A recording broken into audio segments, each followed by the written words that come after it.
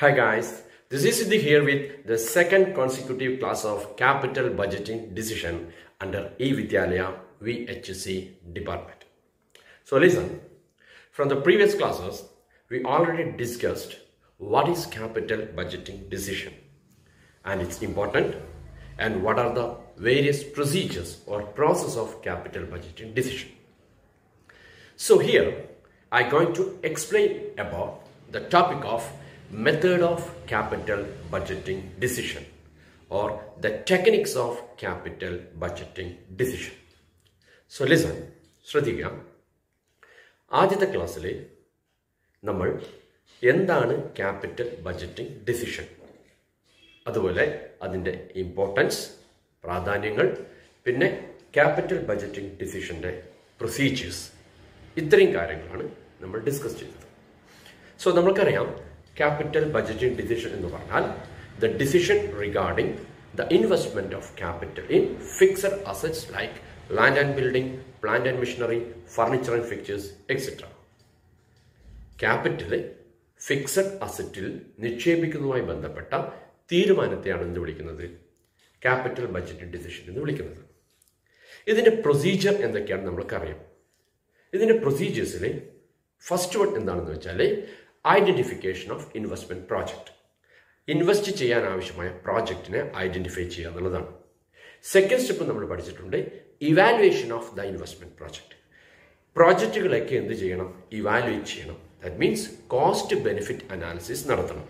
എന്നാൽ മാത്രമേ ഓരോന്നിൻ്റെയും ഓരോ പ്രോജക്റ്റിലും നമ്മൾ ഇൻവെസ്റ്റ് ചെയ്യുന്ന എമൗണ്ട് എത്ര, അതിൽ നിന്നും കിട്ടുന്ന റിട്ടേൺ, ഇത് രണ്ടും കൂടിയിട്ട് ഒരു കോസ്റ്റ് ബെനിഫിറ്റ് അനാലിസിസ് നടത്തുക. അപ്പോഴാണ് ഏതാണ് ബെസ്റ്റ് എന്ന് മനസ്സിലാക്കാൻ പറ്റും. Third step selection of the project ആണ്. ഏറ്റവും ബെസ്റ്റ് പ്രോജക്റ്റ് ഏതാണോ അത് സെലക്ട് ചെയ്യുക. പിന്നീട് എക്സിക്യൂഷൻ ഓഫ് പ്രൊജക്റ്റ് ആണ്. ആ പ്രൊജക്റ്റ് എക്സിക്യൂട്ട് ചെയ്യാം. Last one feedback. ഇത്രയും കാര്യങ്ങളാണ് ക്യാപിറ്റൽ ബഡ്ജറ്റിംഗ് ഡിസിഷൻ്റെ പ്രോസസ് അഥവാ പ്രൊസീജിയർ എന്ന് പറയുന്നത്. അപ്പോൾ ഈ ക്യാപിറ്റൽ ബഡ്ജറ്റിംഗ് ഡിസിഷൻ്റെ പ്രോസസ്സിൽ ഒന്നാമത്തത് പ്രോജക്റ്റ് ഐഡന്റിഫിക്കേഷൻ. ഓക്കെ, പ്രോമിസിംഗ് ആയിട്ടുള്ള പ്രോജക്റ്റ് നമ്മൾ ഐഡന്റിഫൈ ചെയ്യും. രണ്ടാമത്തെ important evaluation of the project. പ്രോജക്റ്റിനെ എന്ത് ചെയ്യണം? വിലയിരുത്തണം, ഇവാലുവേറ്റ് ചെയ്യണം. Here, one of the important problem faced by the financial manager is how to evaluate the various projects in front of them. അയാളുടെ മുമ്പിലുള്ള ഓരോ പ്രോജക്റ്റിനെയും എങ്ങനെ വിലയിരുത്തും? ഇവിടെയാണ് നമ്മൾ methods of capital budgeting decision എന്ന ടോപ്പിക്കിന്റെ പ്രാധാന്യം. Here we have to use some techniques for evaluating the various projects available to us. നമ്മുടെ മുമ്പിലുള്ള ഫിനാൻഷ്യൽ മാനേജറുടെ മുമ്പിലുള്ള വേരിയസ് പ്രോജക്ട്സിനെ ഇവാലുവേറ്റ് ചെയ്യുന്നതിന് വേണ്ടിയിട്ട്, അതിനെ കോസ്റ്റ് ബെനിഫിറ്റ് അനാലിസിസ് നടത്തുന്നതിന് വേണ്ടിയിട്ട്, ഇതിൽ ഏതാണ് ബെസ്റ്റ് എന്നറിയാൻ വേണ്ടിയിട്ട് നമ്മൾക്ക് ചില ടെക്നിക്കുകൾ ഉപയോഗിക്കേണ്ടതായിട്ടുണ്ട്, ചില മെത്തേഡുകൾ ഉപയോഗിക്കണം. ഈ മെത്തേഡ്സ് ഉപയോഗിച്ചാലാണ് ഇതിൽ ഏറ്റവും ബെസ്റ്റ് ആയിട്ടുള്ള പ്രോജക്റ്റ് ഏതാണെന്ന് നമുക്ക് മനസ്സിലാകാം. നമ്മൾക്കറിയാം ഏതാണ് best project. The project which gives maximum return with limited resources. That is the best one. നമ്മുടെ കയ്യിലുള്ള ലിമിറ്റഡ് റിസോഴ്സസിൽ വെച്ചുകൊണ്ട് ഏറ്റവും മാക്സിമം റിട്ടേൺ ഏത് പ്രൊജക്റ്റാണോ തരുന്നത് ആ പ്രൊജക്റ്റാണ് ബെസ്റ്റ് വൺ. അപ്പോൾ അത് ഏത് പ്രൊജക്റ്റാണ് എന്ന് നമ്മൾക്ക് ഇവാലുവേറ്റ് ചെയ്ത് കണ്ടുപിടിക്കുന്നതിന് ചില ടെക്നിക്സുകൾ യൂസ് ചെയ്യാം, ചില മെത്തേഡുകൾ യൂസ് ചെയ്യാം. ആ ടെക്നിക്സ് അല്ലെങ്കിൽ ആ മെത്തേഡ്സിനെയാണ് നമ്മൾ വിളിക്കുന്നത് methods of capital budgeting decision. So നമ്മുടെ ടോപ്പിക് എന്ന് പറയുന്നത് methods of capital budgeting decision. ശ്രദ്ധിക്കാം, the methods of capital budgeting decision can be classified into 2 groups. Capital budgeting decision methods അഥവാ ടെക്നിക്സ് 2 ഗ്രൂപ്പിലായിട്ട് ക്ലാസിഫൈ ചെയ്യുന്നു. And the first category is the traditional method, or we can say that non-discounted cash flow method. And the second category is modern method, or we can say that cash flow method. So once again, the methods of capital budgeting decision can be classified into 2 categories. The first category is non-discounted cash flow method or traditional method. The second category is discounted cash flow method, or we can say that modern method. So the first category is traditional method or non-discounted cash flow method. Listen, under traditional method, there are two types or two methods of capital budgeting decision. The first method is called payback period method, and the second method is called accounting rate of return method, or we can say that average rate of return method. So once again, the traditional method are further classified into two, and they are payback period method and accounting rate of return method. Here I am going to explain about payback period method. Listen, payback period method. In this method, first of all, we have to get answer for three important questions. The first question, what is payback period? The second question, how to calculate payback period? And the third question, how to evaluate the available projects with the help of payback period method. So all these questions, our first question is, what is payback period? Listen, payback period. Payback means തിരിച്ചു കൊടുക്കുക അഥവാ തിരിച്ചു നൽകുക. എന്ത് തിരിച്ചു നൽകുന്ന കാര്യം അഥവാ എന്ത് തിരിച്ചു കൊടുക്കുക? അതിന് ഉത്തരമാണ് the investment cost of the asset or original cost of the asset or project. നമ്മൾ നിക്ഷേപിക്കുന്ന ആ നിക്ഷേപ തുക അഥവാ ഒരു പ്രൊജക്റ്റിൽ നമ്മൾ നിക്ഷേപിക്കുന്ന തുക, ഇൻവെസ്റ്റ്മെന്റ് കോസ്റ്റ്, അല്ലെങ്കിൽ ഒരു അസറ്റ് വാങ്ങാൻ നമ്മൾ ചെലവാക്കുന്ന തുക, the original cost of the asset. ആ തുക തിരിച്ചു കിട്ടാനെടുക്കുന്ന സമയത്തെയാണ് സിമ്പിൾ ആയിട്ട് എന്ത് വിളിക്കുക? Payback period എന്ന് വിളിക്കുക. Suppose if you are investing 1 lakh rupees in a project, 1 ലക്ഷം രൂപ ഒരു പ്രൊജക്റ്റിൽ നമ്മൾ നിക്ഷേപിക്കാന്ന് വിചാരിക്കാം. അപ്പോൾ ഇവിടെ ഇൻവെസ്റ്റ്മെന്റ് കോസ്റ്റ് എന്ന് പറയുന്നത് 1 ലക്ഷമാണ്. അല്ലെങ്കിൽ 1 ലക്ഷം രൂപ കൊണ്ട് നമ്മൾ ഒരു അസറ്റ് വാങ്ങിക്കുകയാണ്. അപ്പോൾ അസറ്റിന്റെ വില എന്ന് പറയുന്നത് ഇവിടെ 1 ലക്ഷമാണ്. ആ 1 ലക്ഷം രൂപ തിരികെ കിട്ടാനെടുക്കുന്ന സമയം, ആ സമയത്തെയാണ് എന്ത് വിളിക്കുക? Payback period എന്ന് വിളിക്കുന്നത്. ഇനി നോക്കുക, ഏത് രൂപത്തിലാണ് നമ്മൾ നിക്ഷേപിച്ച തുക, നമ്മൾ ഒരു പ്രൊജക്റ്റിൽ നിക്ഷേപിച്ച തുക, നമ്മൾ മീൻസ് കമ്പനിയാണ് കേട്ടോ. അപ്പൊ ഒരു കമ്പനി ഒരു പ്രൊജക്റ്റിൽ നിക്ഷേപിച്ച തുക ഏത് രൂപത്തിലാണ് തിരിച്ചു കിട്ടുക? See, in the form of revenue. Here we can say that cash inflow. ഒരു പ്രൊജക്റ്റിൽ 1 ലക്ഷം രൂപ നിക്ഷേപിക്കുകയാണെങ്കിൽ ആ പ്രൊജക്റ്റിൽ നിന്നും ആ 1 ലക്ഷം രൂപ തിരികെ കിട്ടുന്നത് ക്യാഷ് ഇൻഫ്ലോയുടെ രൂപത്തിലാണ്. ഓരോ വർഷവും ഒരു റവന്യൂ ആ പ്രൊജക്റ്റിൽ നിന്നും കിട്ടിക്കൊണ്ടിരിക്കും. ആ റവന്യൂ നമ്മൾ വിളിക്കും ക്യാഷ് ഇൻഫ്ലോ എന്ന് വിളിക്കും. ഏതൊരു പ്രൊജക്റ്റും നമ്മൾ ഏറ്റെടുക്കുന്നത് ഒരു എക്സ്പെക്ടേഷനാണ്. എന്താണ്?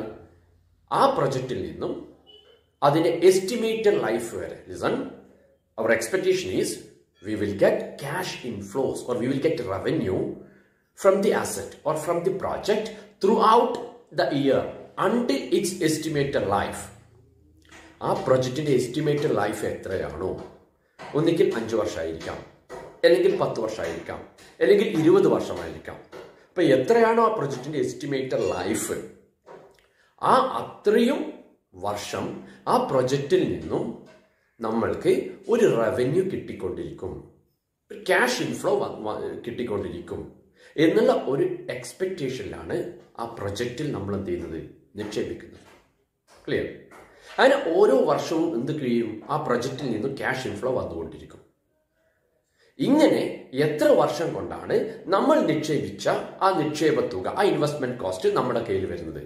സപ്പോസ് 1 ലക്ഷം രൂപ എത്ര വർഷത്തെ ക്യാഷ് ഇൻഫ്ലോയിലൂടെ നമ്മൾക്ക് തിരികെ കിട്ടും? ആ വർഷത്തെ, ആ നമ്പർ ഓഫ് ഇയേഴ്സിനെ നമ്മൾ എന്ത് വിളിക്കും? Payback period എന്ന് വിളിക്കും. So here we can define what is payback period. So payback period means the number of years required to recover the investment cost of the asset. That is called payback period. Once again, the number of years required to recover the investment cost of the asset is called payback period. So we got the answer for our first question. What is payback period? So our next question is, the second question is, how to calculate the payback period? See, the payback period can be calculated in two ways, or there are two situations, or there are two cases of calculating payback period. The first case is when the annual cash flow is uniform, or we can say that when there is a constant annual cash flow from the project. ശ്രദ്ധിക്കുക, ഇനി പറയാൻ പോകുന്നത് payback period എങ്ങനെ calculate ചെയ്യാം എന്നതാണ്. payback period എന്താണെന്ന് നമ്മൾ മനസ്സിലാക്കിയ ഇൻവെസ്റ്റ് ചെയ്ത തുക തിരിച്ചു കിട്ടാനെടുക്കുന്ന സമയം, അല്ലെ പീരീഡ്. ആ പീരീഡ് എങ്ങനെയാണ് കാൽക്കുലേറ്റ് ചെയ്യുന്നത്? ഇത് രണ്ട് രീതിയിൽ കാൽക്കുലേറ്റ് ചെയ്യാം, അല്ലെങ്കിൽ രണ്ട് സിറ്റുവേഷൻ ഉണ്ട്. ഒന്നാമത്തെ സിറ്റുവേഷൻ എന്ന് പറയുന്നത് when the annual cash inflows are uniform, or when there is a constant annual cash inflows are available. നോക്കുക, നമ്മൾ നിക്ഷേപിക്കുന്ന പ്രോജക്റ്റിൽ നിന്നും സ്ഥിരമായിട്ട് യൂണിഫോം ആയിട്ട് ഒരു ക്യാഷ് ഇൻഫ്ലോ കിട്ടിക്കൊണ്ടിരിക്കുകയാണെങ്കിൽ, ഒരു കോൺസ്റ്റന്റ് ആയിട്ടുള്ള ക്യാഷ് ഇൻഫ്ലോ ആണ് കിട്ടുന്നതെങ്കിൽ, suppose project A, the investment cost of project A is 1 lakh. നോക്കാം, പ്രോജക്റ്റ് എയുടെ ഇൻവെസ്റ്റ്മെന്റ് കോസ്റ്റ് അഥവാ ഒറിജിനൽ കോസ്റ്റ് 1 ലക്ഷം രൂപയാണ്. 1 ലക്ഷമാണ് നമ്മൾ ഇൻവെസ്റ്റ് ചെയ്യുന്നത്. And we are expecting a cash inflow of 20,000 rupees for every year until its estimated life. ആ പ്രൊജക്റ്റിന്റെ എസ്റ്റിമേറ്റഡ് ലൈഫ് എന്ന് പറയുന്നത് ഒരു 10 വർഷമാണ്. ആ പ്രൊജക്റ്റിന്റെ എസ്റ്റിമേറ്റഡ് ലൈഫ് എന്ന് വിചാരിക്കാം. 10 വർഷവും നമുക്ക് എന്ത് ചെയ്യും, ആ പ്രൊജക്റ്റിൽ നിന്നും ക്യാഷ് ഇൻഫ്ലോ കിട്ടിക്കൊണ്ടിരിക്കും. എത്രയാണ് ക്യാഷ് ഇൻഫ്ലോ കിട്ടുക? 20,000. എല്ലാ വർഷവും ആ പ്രൊജക്റ്റിൽ നിന്നും 20,000 rupees ക്യാഷ് ഇൻഫ്ലോ കിട്ടുമെന്നാണ് പ്രതീക്ഷിക്കുന്നത്. നോക്കുക, എല്ലാ വർഷവും 20,000 യൂണിഫോം ആണ്. ഒന്നാമത്തെ വർഷം 20,000, രണ്ടാമത്തെ വർഷവും 20,000, മൂന്നാമത്തെ വർഷവും 20,000, അതിന് അവസാനത്തെ വർഷവും എത്രയാണ് പ്രതീക്ഷിക്കുന്നത്? 20,000 ആണ് പ്രതീക്ഷിക്കുന്നത്. ഇവിടെ നമ്മൾ അതുകൊണ്ടാണ് ഇതിന് പറയുന്നത് when cash inflows are uniform. മാറുന്നില്ല. ഓക്കെ, ഒന്നാമത്തെ വർഷവും 20,000, രണ്ടാമത്തെ വർഷവും 20,000, അല്ലാണ്ട് 15,000ലേക്കോ അല്ലെങ്കിൽ 25,000ലേക്കോ ക്യാഷ് ഇൻഫ്ലോ പോകുന്നില്ല. We are expecting a constant cash inflow. അതുകൊണ്ടാണ് പറയുന്നത് എന്താണ്, ക്യാഷ് ഇൻഫ്ലോ എന്താണ് ഇവിടെ? കോൺസ്റ്റന്റ് ആണ്, യൂണിഫോം ആണ്. അപ്പോൾ ഒന്നാമത്തെ കേസ്, നമ്മൾ പ്രതീക്ഷിക്കുന്ന ക്യാഷ് ഇൻഫ്ലോ യൂണിഫോം ആണെങ്കിൽ, നമ്മൾ ഒരു കോൺസ്റ്റന്റ് ക്യാഷ് ഇൻഫ്ലോ ആണ് പ്രൊജക്റ്റിൽ നിന്നും പ്രതീക്ഷിക്കുന്നതെങ്കിൽ, പേബാക്ക് പീരീഡ് കാൽക്കുലേറ്റ് ചെയ്യുന്നത് ഒരു ഫോർമുലയുടെ സഹായത്തോടെയാണ്. ഫോർമുല എന്ന് പറയുന്നത് ഇത്രയേ ഉള്ളൂ. The formula means that is payback period is equal to original cost of the asset, or we can say that the investment cost of the asset divided by constant annual cash inflow. ശ്രദ്ധിക്കുക, original cost of the അസറ്റിനെ അല്ലെങ്കിൽ investment cost of the പ്രൊജക്റ്റിനെ constant ആയി കിട്ടുന്ന ആ cash inflow കൊണ്ട് divide ചെയ്താൽ we will get payback period. Suppose here the investment cost of the asset 1 ലക്ഷമാണ്. നമ്മൾ പ്രതീക്ഷിക്കുന്നത് we are expecting a constant cash inflow of 20,000. നമ്മൾ എല്ലാ വർഷവും 20,000 രൂപയാണ് ക്യാഷ് ഇൻഫ്ലോ ആയിട്ട് പ്രതീക്ഷിക്കുന്നത്. അങ്ങനെയാണെങ്കിൽ payback period എത്ര വർഷം കൊണ്ട് നമുക്ക് ഈ 1 ലക്ഷം എന്ന് പറയുന്ന നിക്ഷേപ തുക കവർ ചെയ്യാൻ പറ്റും? So the formula is investment cost of the asset divided by constant annual cash inflow. Here the investment cost is 1 lakh divided by constant annual cash inflow. Here is 20,000. So 1 lakh divided by 20,000 is equal to 5. So here the payback period is equal to 5 years. Let's take another example. For example, the investment cost of the asset is 2 lakh rupees. ഒരു പ്രൊജക്റ്റിന്റെ investment cost 2 ലക്ഷം രൂപയാണെന്ന് വിചാരിക്കുക. And the constant annual cash inflow from the project is expecting 25,000 per year. ഒരു വർഷം ആ പ്രോജക്റ്റിൽ നിന്നും നമ്മൾ expect ചെയ്യുന്ന, ഒരു വർഷമല്ല എല്ലാ വർഷവും എക്സ്പെക്ട് ചെയ്യുന്ന annual cash inflow എന്ന് പറയുന്നത് 25,000 ആണ് എല്ലാ വർഷവും. Suppose the project has N estimated life of 10 years. പ്രൊജക്റ്റിന് 10 വർഷമാണ് എസ്റ്റിമേറ്റഡ് ലൈഫ്. ആ 10 വർഷവും ആ പ്രോജക്റ്റിൽ നിന്നും നമ്മൾ 25,000 രൂപ ക്യാഷ് ഇൻഫ്ലോ ആയിട്ട് പ്രതീക്ഷിക്കുന്നു. So the investment cost of the asset is 2 lakh and constant annual cash inflow. The uniform annual cash inflow is 25,000. So payback period is equal to 2 lakh. The investment cost of the asset 2 lakh divided by constant annual cash inflow, that is 25,000. 2 lakh divided by 25,000, that's equal to 8 years. So here the payback period is 8 years. So this is the way of calculating the first situation or the first cases of calculating payback period. The situation is when the annual cash inflows are uniform or when the annual cash inflows are constant. So let's just go to our third question. Our third question is how to evaluate the project with the help of payback period method, or how to select the best project with the help of payback period method. See, this is called the decision rule. ശ്രദ്ധിക്കുക. ഇനി നമ്മുടെ മൂന്നാമത്തെ question എന്ന് പറയുന്നത് എങ്ങനെ ഒരു payback period method ഉപയോഗിച്ചിട്ട് നമ്മുടെ പ്രോജക്ട്സിനെ നമ്മുടെ മുമ്പിൽ അവൈലബിൾ ആയിട്ടുള്ള പ്രോജക്ട്സിനെ എങ്ങനെ വിലയിരുത്താം, അല്ലെങ്കിൽ നമ്മുടെ മുമ്പിൽ അവൈലബിൾ ആയിട്ടുള്ള പ്രോജക്റ്റിൽ നിന്നും ദ ബെസ്റ്റ് പ്രോജക്റ്റ് എങ്ങനെ സെലക്ട് ചെയ്യാം with the help of payback period method. See, ഇതിനെയാണ് നമ്മൾ വിളിക്കുന്നത് decision rule. The decision rule of payback period method. Payback പീരീഡിന്റെ ഡിസിഷൻ റൂൾ എന്താണ് എന്നാണ് ഞാൻ പറയാൻ പോകുന്നത്. See, according to the payback period, the project with the shortest payback period will be selected.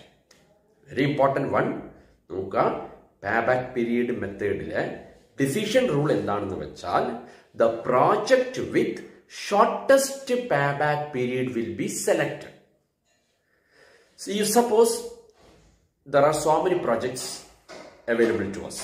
നമ്മുടെ മുമ്പിൽ ഒരുപാട് പ്രോജക്ട്സ് ഉണ്ട്. Let's assume there are two projects, project A, project B. First of all, we have to find out the payback period of project A and payback period of project B. Suppose the payback period of project A is 5 years and the payback period of project B is 8 years. We already calculated. Clear? We calculate the payback period of project A. The investment cost is 1 lakh and constant annual cash inflow is 20,000. So payback period is 5 years.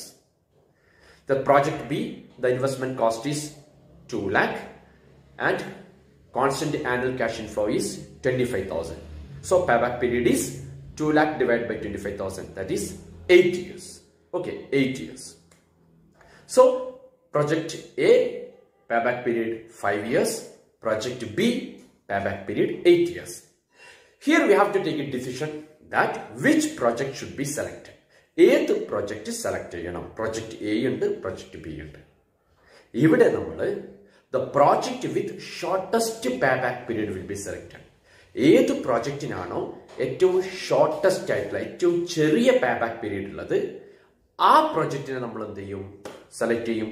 ഇവിടെ project എയുടെ payback period 5ഉം project ബിയുടെ payback period 8ഉമാണ്. Shortest payback period project എയുടേതാണ്, that is 5 years. So we will select project A as per payback period method. Payback period method പ്രകാരം payback പീരീഡിന്റെ decision rule അനുസരിച്ചിട്ട് നമ്മൾ പ്രൊജക്ട് എ സെലക്ട് ചെയ്യും. കാരണം പ്രൊജക്ട് എക്കാണ് ഷോർട്ടസ്റ്റ് പേബാക്ക് പീരീഡ് ഉള്ളത്. ഇതിന്റെ റീസൺ എന്ന് പറയുന്നത് just we are considering the fastest recovery of the investment cost. Investment cost അല്ലെങ്കിൽ നമ്മൾ നിക്ഷേപ തുകയുടെ ഫാസ്റ്റസ്റ്റ് റിക്കവറി, ഏറ്റവും പെട്ടെന്ന് റിക്കവറി ചെയ്യുന്നത്, ഏറ്റവും പെട്ടെന്നുള്ള റിക്കവറി, അതാണ് നമ്മൾ കോൺസെൻട്രേറ്റ് ചെയ്യുന്നത്. ഓക്കെ, ഇവിടെ പ്രൊജക്ട് എയും പ്രൊജക്ട് ബിയും ഉണ്ടാകുന്ന നോക്കുമ്പോൾ പ്രൊജക്ട് എയുടെ ഇൻവെസ്റ്റ്മെന്റ് കോസ്റ്റ് ആണ് ഏറ്റവും പെട്ടെന്ന് റിക്കവർ ചെയ്ത് കിട്ടുന്നത്. ഏറ്റവും പെട്ടെന്ന് തിരിച്ചു കിട്ടുന്നത് പ്രൊജക്ട് എയുടെ ഇൻവെസ്റ്റ്മെന്റ് കോസ്റ്റ് ആയ 1 ലക്ഷം രൂപയാണ്. 5 വർഷം കൊണ്ട് കിട്ടുന്നു. പ്രൊജക്ട് ബിയുടെ ഇൻവെസ്റ്റ്മെന്റ് കോസ്റ്റ് തിരിച്ചു കിട്ടണമെങ്കിൽ 8 വർഷം കാത്തിരിക്കണം. അതുകൊണ്ട് പ്രൊജക്ട് ബിയെ നമ്മൾ റിജക്ട് ചെയ്യുകയും പ്രൊജക്ട് എ എന്ത് ചെയ്യും, സെലക്ട് ചെയ്യുകയും ചെയ്യും as per payback period method. So here we learn what is payback period and how to calculate payback period and how to evaluate the project or how to select the project as per payback period. Okay, so the first situation of calculating payback period, that is calculation of payback period when annual cash inflows are uniform, that is all.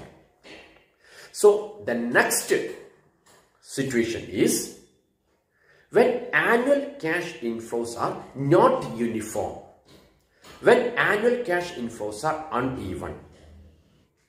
See, when annual cash inflows are uneven or annual cash inflows are not equal means, suppose when the projects are generating different cash inflows throughout the year. നോക്ക, നമ്മൾ invest ചെയ്യുന്ന പ്രോജക്റ്റിൽ നിന്നും cash inflows ഓരോ വർഷവും വ്യത്യസ്തങ്ങളായിട്ടുള്ള cash inflows ആണ് കിട്ടുന്നതെങ്കിൽ, for example ഒന്നാമത്തെ വർഷം 5000 എങ്കിൽ രണ്ടാമത്തെ വർഷം 4000, മൂന്നാമത്തെ വർഷം 3000, പിന്നീട് 2000, ഇങ്ങനെ ഡിഫറെന്റ് ആയിട്ടുള്ള ക്യാഷ് ഇൻഫ്ലോസ് ആണ് എക്സ്പെക്ട് ചെയ്യുന്നത്. ഈ സിറ്റുവേഷനാണ് നമ്മൾ വിളിക്കുക when the annual cash inflows are not equal. പ്രൊജക്റ്റിൽ നിന്നും വരുന്ന ക്യാഷ് ഇൻഫ്ലോസ് ഒരേപോലെ കോൺസ്റ്റന്റ് അല്ല. അങ്ങനെയാണെങ്കിൽ in such a situation the payback period is calculated just by adding all the cash inflows until the total cash inflow equal to the investment cost of the asset. ശ്രദ്ധിക്കുക, ഇങ്ങനെ വ്യത്യസ്തങ്ങളായിട്ടുള്ള cash inflow ആണ് ഒരു പ്രൊജക്റ്റിൽ നിന്നും generate ചെയ്ത് പെടുന്നതെങ്കിൽ ആ പ്രോജക്റ്റിന്റെ payback period calculate ചെയ്യുന്നത് എങ്ങനെയാണെന്ന് വെച്ചാൽ വളരെ സിമ്പിൾ ആണ്. ആ പ്രോജക്റ്റിൽ നിന്നും കിട്ടുന്ന ക്യാഷ് ഇൻഫ്ലോ 1 by 1 ആയിട്ട് എന്ത് ചെയ്യാം, ആഡ് ചെയ്യാം. എത്ര വരെ ആഡ് ചെയ്യാം? ഇങ്ങനെ ആഡ് ചെയ്ത് ത്രൂ ഔട്ട് പോകരുത്. എത്ര വരെയാണ് ആഡ് ചെയ്യേണ്ടത്? until the total cash inflow is equal to the investment cost of the asset. Total cash inflow investment cost of the asset എപ്പോഴാണ് ഈക്വൽ ആകുന്നത് അത്ര വരെ ആഡ് ചെയ്യാം. ഏത് വർഷം ലാസ്റ്റ് ഏത് വർഷമാണോ ഈ ടോട്ടൽ ക്യാഷ് ഇൻഫ്ലോ ഇൻവെസ്റ്റ്മെന്റ് കോസ്റ്റുമായിട്ട് ഈക്വൽ ആകുന്നത് ആ വർഷത്തെ നമ്മൾ എന്തായിട്ട് കൺസിഡർ ചെയ്യും? പേബാക്ക് പീരീഡ് ആയിട്ട് കൺസിഡർ ചെയ്യും. Suppose the investment cost of the asset 1 ലക്ഷം. ഒരു പ്രൊജക്ടിന്റെ ഇൻവെസ്റ്റ്മെന്റ് കോസ്റ്റ് 1 ലക്ഷമാണ്.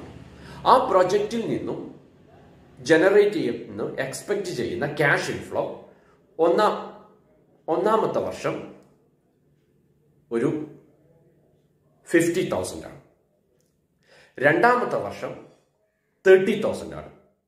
മൂന്നാമത്തെ വർഷം 20,000 ആണ്. നോക്കാം, in the first year we are expecting a 50,000 cash inflow. Second ഇയറിൽ 50,000 തന്നെയാണ് എക്സ്പെക്ട് ചെയ്യുന്നത്, മാറി 30,000 ആണ് എക്സ്പെക്ട് ചെയ്യുന്നത്. മൂന്നാമത്തെ വർഷം എക്സ്പെക്ട് ചെയ്യുന്നത് 20,000 ആണ്. നാലാമത്തെ വർഷം എക്സ്പെക്ട് ചെയ്യുന്നത് 10,000 ആണ്. അപ്പം 50,000 first year, 30,000 second year, 20,000 third year, 10,000 fourth year. ഇങ്ങനെയാണ് ക്യാഷ് ഇൻഫ്ലോ എക്സ്പെക്ട് ചെയ്യുന്നതെങ്കിൽ ആ പ്രോജക്റ്റിന്റെ പേബാക്ക് പീരീഡ് കാൽക്കുലേറ്റ് ചെയ്യാൻ നമ്മൾക്ക് ഒന്നാമത്തെ കേസിൽ ചെയ്തതുപോലെ initial investment cost of the asset divided by constant annual cash inflow എന്ന ഫോർമുല ഉപയോഗിക്കാൻ പറ്റില്ല. കാരണം ഇവിടെ ക്യാഷ് ഇൻഫ്ലോ എന്തല്ല, കോൺസ്റ്റന്റ് അല്ല, ഡിഫറെന്റ് ആണ്. അതുകൊണ്ട് ഇത്രയും ചെയ്യുള്ളൂ.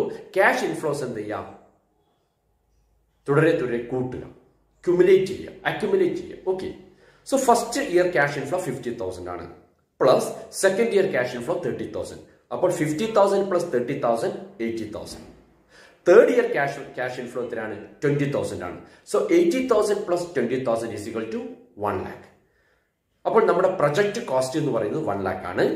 അപ്പോൾ ക്യാഷ് ഇൻഫ്ലോ അക്യുമുലേറ്റ് ചെയ്തപ്പോൾ മൂന്നാമത്തെ വർഷം എന്തിന് ഈക്വലായി? മൂന്നാമത്തെ വർഷം total cash inflow investment cost of the asset ആയ 1 ലക്ഷമായിട്ട് ഈക്വലായി.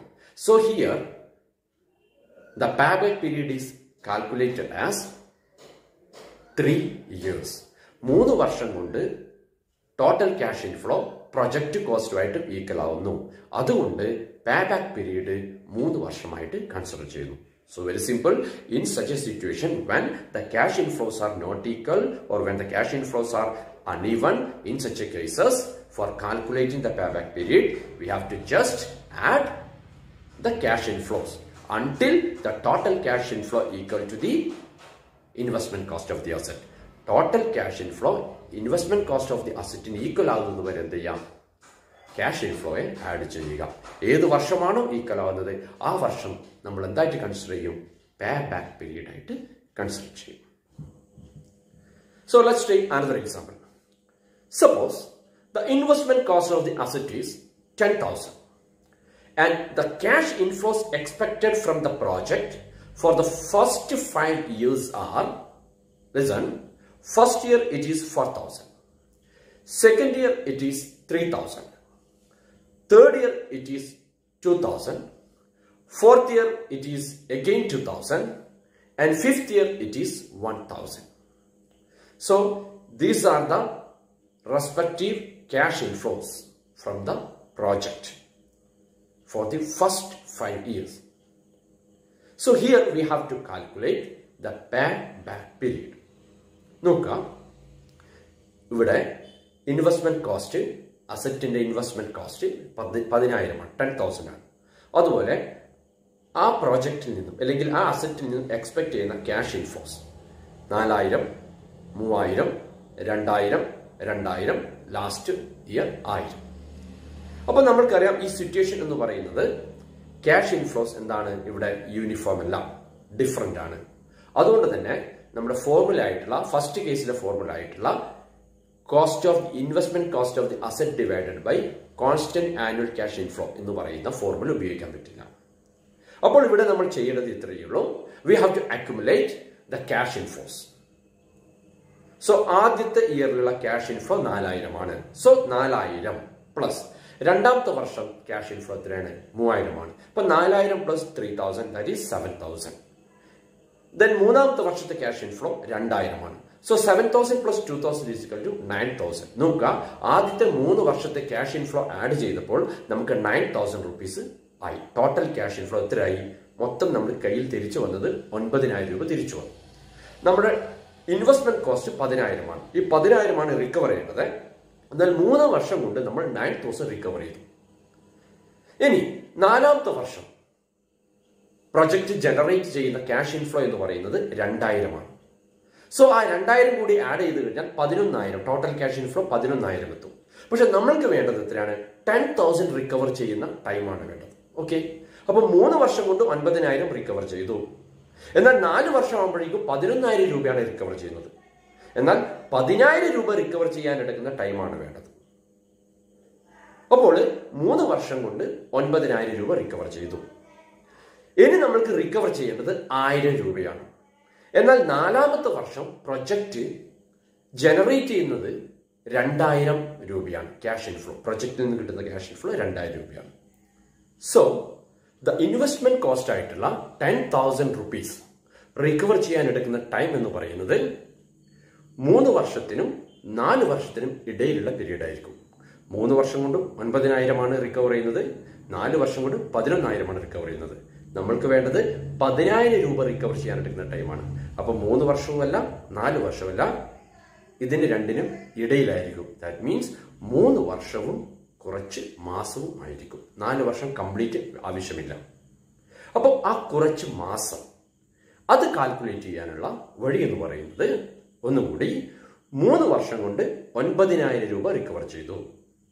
ഇനി റിക്കവർ ചെയ്യേണ്ടത് 1,000 രൂപ മാത്രമേ ഉള്ളൂ. So that 1,000 rupees divided by, എന്നാൽ 4ാമത്തെ വർഷം പ്രൊജക്ട് ജനറേറ്റ് ചെയ്യുന്നത് എത്രയാണ്, 2,000 രൂപയാണ്. ദാറ്റ് 2,000. സോ ഇനി റിക്കവർ ചെയ്യേണ്ട 1,000 രൂപ ഡിവൈഡഡ് ബൈ 4ാമത്തെ വർഷം ആ പ്രൊജക്ട് ജനറേറ്റ് ചെയ്യുന്ന തുക 2,000 രൂപ ഇൻടു 12 മന്ത്സ്. ഒരു വർഷം 12 മാസമാണ്. അപ്പൊ ഇത്രയേ ഉള്ളൂ, 1,000 ഡിവൈഡഡ് ബൈ 2,000 ഇൻടു 12. ഒന്നുകൂടി പറയാം, 1,000 എന്ന് പറയുന്നത് ഇനി റിക്കവർ ചെയ്യേണ്ട തുകയാണ് കേട്ടോ. 9,000 രൂപ 3 വർഷം കൊണ്ട് റിക്കവർ ചെയ്ത് കഴിഞ്ഞു. ഇനി റിക്കവർ ചെയ്യേണ്ടത് വെറും 1,000 രൂപ മാത്രമേ റിക്കവർ ചെയ്യുള്ളൂ. അപ്പോൾ ഇൻവെസ്റ്റ്മെന്റ് കോസ്റ്റ് 10,000 ഈക്വലും. അതാണ് ആ 1000. അതിനെ എന്തുകൊണ്ട് ഡിവൈഡ് ചെയ്യണം?